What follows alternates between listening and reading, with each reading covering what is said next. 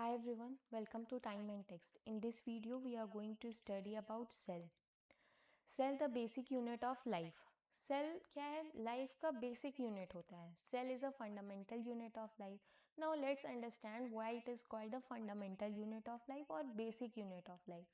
So cell is the structural and functional unit of life. Cell क्या है? Structural unit है और functional unit है. अब structural unit क्यों कहा जाता है और functional unit क्यों कहा जाता है? Cell is a building block of organisms. Basically, cell acts as a brick of biological world. Every organisms is composed of cells. जितने भी organisms होते हैं उनकी body का जो structure होता है, shape होता है, वो किससे बना हुआ होता है? Cell से बना हुआ होता है. Similar type of cells forms tissues and tissues makes organ makes organ system and organ system makes an entire organisms. So whether it is multicellular or unicellular organism, their body is made up of cell. The structure of the organism is made up of cell. That's why it is called structural unit of life. Now let's understand why it is called the functional unit of life. Because all the basic functions necessary for life are performed by cells. जितनी भी functions होती हैं जो भी सारी process होती है वो cells के through perform की जाती है.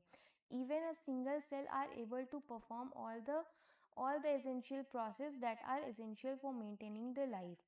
Every cell has the machinery to independently perform a vital functions needed for survival like nutrition, respiration, cell division. तो जितनी भी सेल्स होती हैं बॉडी में एक सिंगल सेल्स भी इन सारी फंक्शंस को परफॉर्म करने की कैपेबल होती हैं. That's why it is called the functional unit of life. Now let's understand the structural organisation of cell. Generalized animal cells are formed of plasma membrane, which is also known as cell membrane, nucleus and cytoplasm. Now, जो outer covering होती है animal cell की उसे हम क्या कहते हैं? Plasma membrane कहते हैं. प्लाज्मा मेम्ब्रेन के अंदर एक जेली लाइक स्ट्रक्चर पाया जाता है, जेली लाइक सब्सटेंस पाया जाता है जो सेमी फ्लूइड होता है, उसे हम साइटोप्लाज्म कहते हैं. और न्यूक्लियस पाया जाता है जो कंट्रोलिंग यूनिट ऑफ सेल होता है. इसी के थ्रू सारा कंट्रोल किया जाता है, सेल की सारी एक्टिविटीज़ को कंट्रोल किया जाता है. Now let's understand nucleus. As we have discussed that nucleus is controlling unit of cell. Cell में कौन सा फंक्शन होगा, कैसे परफॉर्म होगा, वो सबको कौन कंट्रोल करता है? न्यूक्लियस कंट्रोल करता है.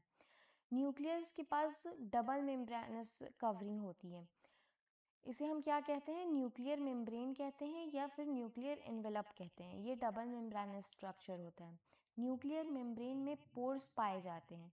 इन पोर्स को हम क्या कहते हैं? न्यूक्लियर पोर कह रहे हैं. जिस तरह से सेल के अंदर साइटोप्लाज्म पाया जा रहा था उसी तरह न्यूक्लियर एनवेलप के अंदर क्या पाया जाएगा? न्यूक्लियोप्लाज्म पाया जाएगा. ये भी एक जेलाटिनस सब्सटेंस होता है, जेली लाइक स्ट्रक्चर होता है जो न्यूक्लियर एनवेलप के अंदर पाया जाता है. इसके अलावा न्यूक्लियस में क्रोमैटिन फाइबर पाया जाता है और न्यूक्लियोलस पाया जाता है. यहाँ देखिए nucleus is a double membranous structure. Nuclear envelope have pores called nuclear pore. इसके अलावा इट हैज़ न्यूक्लियोप्लाज्म. न्यूक्लियोप्लाज्म क्या होता है? Gelatinous fluid enclosed by nuclear membrane. Nuclear membrane के अंदर एक जेलाटिनस फ्लूइड होता है जिसे हम न्यूक्लियोप्लाज्म कहते हैं. Inside nucleus a thread like structure called chromatin is present. Nucleus के अंदर एक थ्रेड लाइक स्ट्रक्चर पाया जाता है जिसे हम क्रोमैटिन कहते हैं. ये जो थ्रेड लाइक स्ट्रक्चर दिख रहा है ये क्रोमैटिन है. न्यूक्लियस के अंदर एक और स्ट्रक्चर पाया जाता है जिसे हम न्यूक्लियोलस कहते हैं. न्यूक्लियोलस क्या है? It is a dense body called nucleolus. It is present inside the nucleus. यहाँ पे देखें ये एक डेंस बॉडी है, इसे हम क्या कह रहे हैं? न्यूक्लियोलस कह रहे हैं. अब न्यूक्लियोलस क्या होता है? न्यूक्लियोलस के अंदर आरडीएनए पाया जाता है जो राइबोसोम्स को बनाने के लिए बहुत ही इम्पॉर्टेंट होता है. अब ये न्यूक्लियोलस क्या होता है, डीएनए क्या होता है, क्रोमैटिन क्या होता है, तो आइए देखते हैं. डीएनए जो है वो क्या होता है? डीऑक्सीराइबो न्यूक्लिक एसिड होता है. जब ये डीएनए प्रोटीन के साथ कॉइल्ड हो जाता है तो उसे क्या कहते हैं? क्रोमैटिन फाइबर कहते हैं.